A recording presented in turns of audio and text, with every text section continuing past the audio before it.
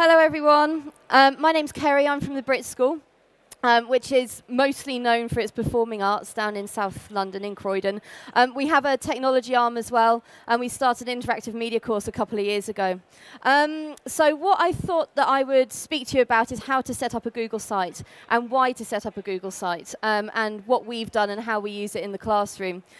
My Google time started, I guess, I taught in a school in central London, Elephant and Castle, and I had a class that had very, very diverse needs. I had a girl that could only read really big green writing, and I had a boy that could that only spoke Portuguese. He was recently from Brazil, and another one from Ethiopia that spoke a language there. And I needed a system that I could use with them, where I could give them the lesson, and they could work through it at their own pace, that they could translate elements, that they could do their own research, and create their own stuff.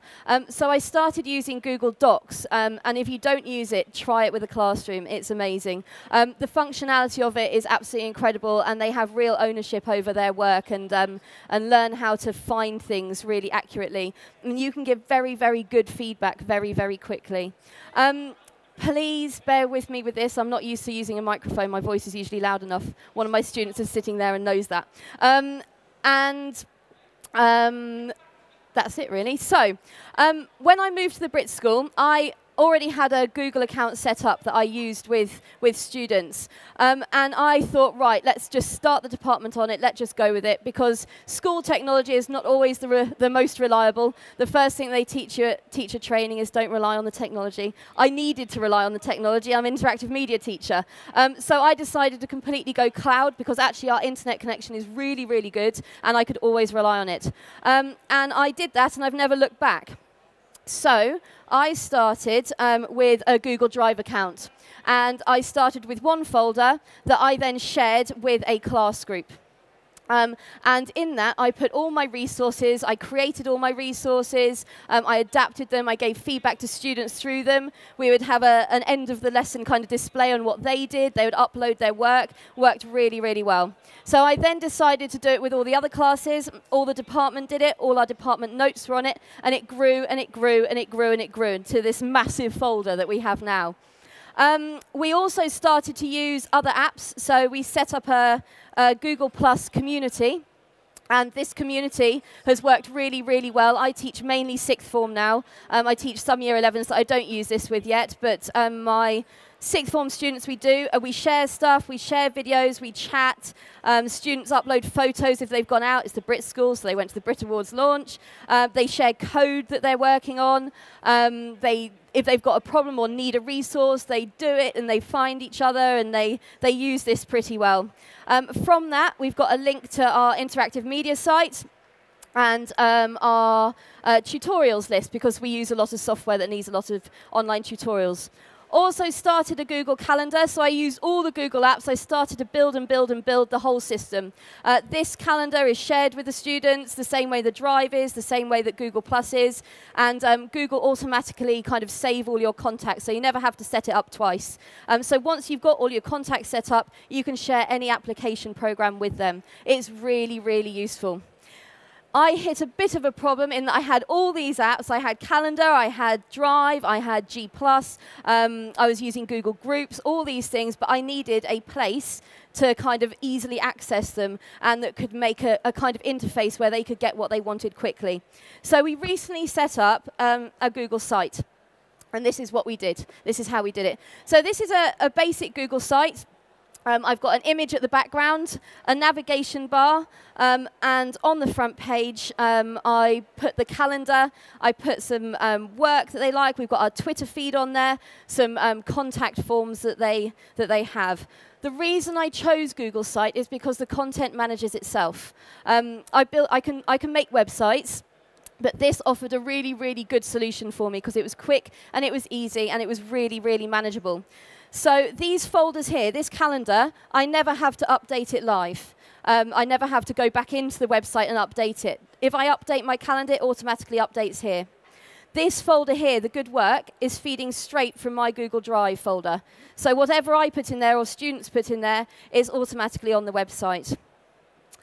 So what you can do with this is you can embed documents that you've got in your site.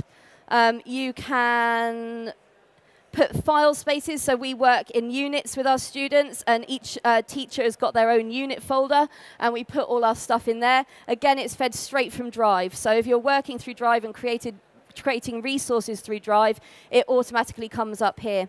And students can access them really, really easily.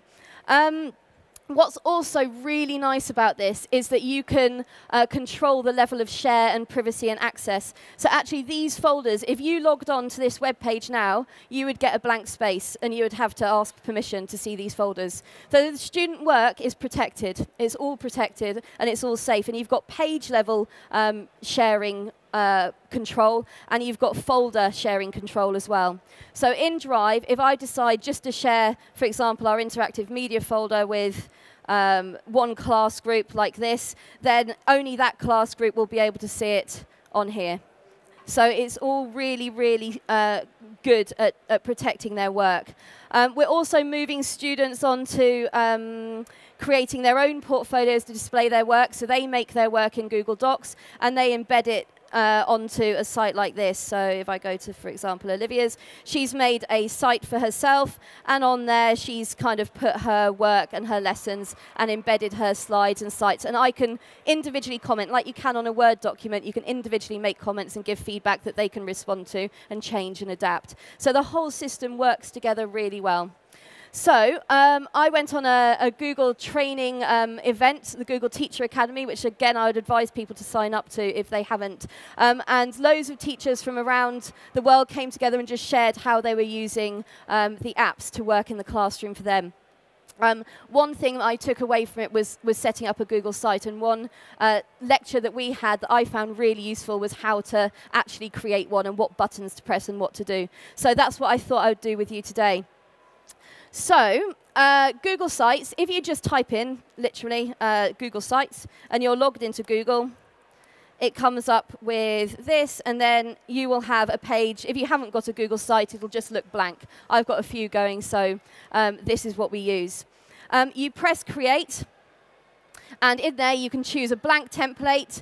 You choose your site name. Quite a lot of sites are already gone. They're already taken the name, so you have to be quite creative with what you call them. You can add your own domain name. So if you buy a domain name, there's some new ones coming out that's like .study or .academia and things like that. You can buy a domain name and add it to your site quite easily. You put in that annoying code there that never works, and you get a really blank template. I like to work with a blank template because I like to build things myself, but if you want one that's already kind of set up and created, then just click on Classroom Site or something like that, and you'll get a template. So I already went through that process to save a bit of time, and here we go. So I went through that create, and this is what you start with. Now, I put in a table of useful things just to get going, and my Twitter feed. If you've got any questions, please do tweet me at that address, and I will respond to you and get back to you. I'm also going to put a Google group on here as well that will help you if you want to give feedback or again, ask a question. So you end up with a really kind of blank, plain website. You've got a search bar up here. You've got what's called a header, this section up here. That automatically gives you like a navigation bar on the side, and then it just gives you a blank document to do what you want with. This here is kind of your bread and butter, this pen here. This allows you to edit the content of the page. So when you click it, you get what you get on a lot of documents. You'll recognize kind of your text tools and your changing color, your bullet points, all that kind of stuff. And you just get a box, and in that box you can put stuff. It's quite simple. Also, let's have a look. You've got a create a new page here, and you create new pages, and then you have to add them to your navigation bar. That's quite nice to do as well, and I'll show you how to do that. And if you click on more, you've got a lot more options. The first thing that I like to do when I'm setting up a site is to change the colors. That's just me. I don't like working on colors that I don't like. So I'll go to Manage Site, and you get this here. You get your kind of overall options, how you want to do it. So all your recent site activity, you can go back to old versions of your site if you make a mistake. You can sort out and organize your pages, change your templates. Do I want to show my site name at the top of pages? Yes, I will for this one. Configure it, so I've set it to English UK. Automatically adjust to mobile phones. I actually don't like this feature. I prefer it just to come up on the mobile phone, so I just leave it as it is. And then at the bottom, you've got your themes, colors, and fonts. And this is where you can change really what it looks like. And with just a few clicks, you can adapt your whole website and personalize it and make it clear and neat. So we are at BETT, so I'm going to change the background color to a purple. And it gives you a bit of a preview. So I will go for that. The text is all right. The site header text would probably be better in white. So let's just click on that and click on white. And you can see it changing. Oh, that's the background. I don't want that. Title. So color, font color, white, and that'll go to that. What font do I want? Well, Google have just added about 150 new fonts, which is quite nice. It's hours and hours of choosing. So let's go for something like that. There we go. OK. Press save. It's not like a Google Doc, which automatically saves. You actually have to save these pages. So that's what I've done. Then you go back to your website. So it looks a little bit more personalized, a little bit clearer, quite nice. I haven't got a footer or anything on there. My navigation isn't set up how I'd want it to be. So I'm going to sort that out now. So the first thing to do is go to Edit Site Layout. And on here, you have control over every page and how the site works and how its layout is. So the first thing I'm going to do is get rid of the sidebar, because I really don't like those. So I'm going to get rid of that. A lot of teachers do use that, and that's fine. They use it for adding announcements and recent things and any homework dates or anything like that. I do that through Google+, so I don't really need an announcements page on there. Custom footer, well, I already added a picture to it. Comes up with a footer at the bottom down here. And if you click on the box, you can add your images. You can do what you want to that, so you can put what you want in your footer. On my IM site, wherever that is, I've just put a link to Google+ and Twitter on there. So people have got that. Different one. Where am I? There we go. Horizontal navigation, I want one of those. So I'm going to click on horizontal navigation bar, and then you'll see that it appears there. Now, when you create a new page, you just make it, and then you click on your horizontal navigation, and you add the page through there. And I'll do that in a minute. So what I've got now is a website with a bit of a footer in it. I've got a nice horizontal navigation bar. It's quite clear. And quite simple to read. So what can we do with the pages themselves? If you click on Edit, there are a few things that you can do. You can choose a layout. So I could go for a 2-column, a 3-column, a 1-column. Well, 1 column's fine for me, but you can choose. I'll show you what happens when it does it. So it just separates it into 2 gaps. I'm going to go back to 1 because I don't really need that.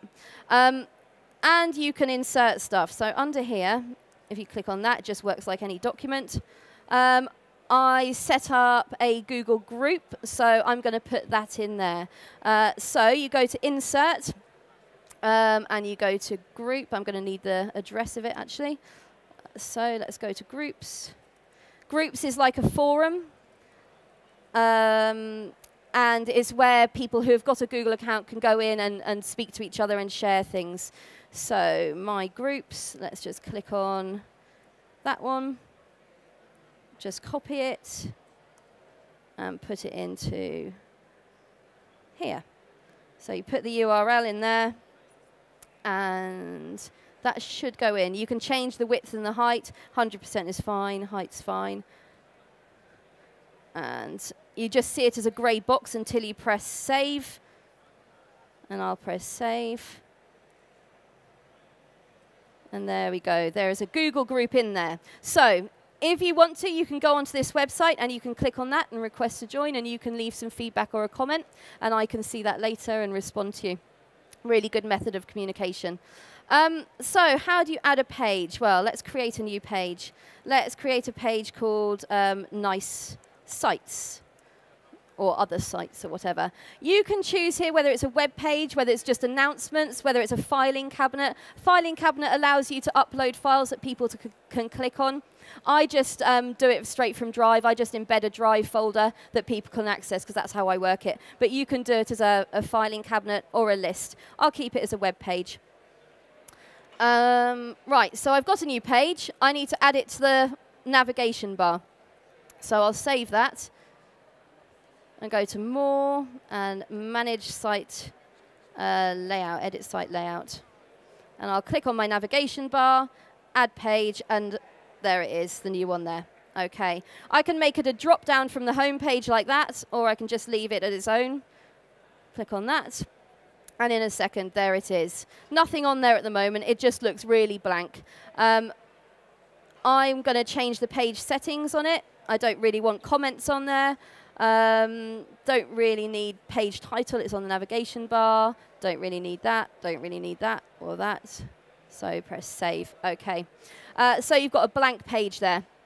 I've already created a document in my drive. So I've got a site saying Site BETT, and there's a few documents in there. And I will put site examples in there. So let's have a look. Insert from Google Drive. I want to put a document in. So I'll open it up. There it is. It always comes up with the one you've just recently edited at the top. So I'll click on that, select site examples, height, width is 100%. I'll leave it empty, save in the middle, save, and there we go. We should have a document. So that's the document I set up, and people now can, because I've created it, shared it with anyone, you can open it and you can add your own good site example. So it's a really good platform for sharing stuff. The same thing with calendars. If you want to add a calendar, let's put more. Let's go to homepage. So I wanted to add a calendar like my other one. You would simply go to Edit and Insert Calendar. Like that. And then you just choose the one you want. So for the potential for this is quite big. Once you get set up and started and up and running, it works really, really well. And what we're starting to do now as well is have an area for parents where they can get in touch. And we've got a forum for them as well, because it's one thing that we didn't do. So once you get set up with your Google account and you get your drive sorted and your sharing permissions sorted, you've really got a virtual online classroom. And it's so, so good. I noticed the attainment of my students, particularly my SEN students, go up. Their literacy levels actively went up over a term, and their levels of engagement went up because of being able to access their stuff anywhere at any time. They were able at home to get on their phone, look at the homework, write it on a doc on their mobile, upload it, it would appear on the site, I can go through to it, and it's all private. So it really is a virtual learning environment that works very, very well, and it's free. It's free. What more can I say about that? If you have any questions about it, that's one we've got for school. Let's have a look. Then please do tweet me, and I will get back to you. Or go onto this page. If you just type into Google BETT Kerry Weston, you will see this page here. You can either go through the groups there and add a comment, or as I said, you can go up there and I will respond to you. And that's it. Thank you very much.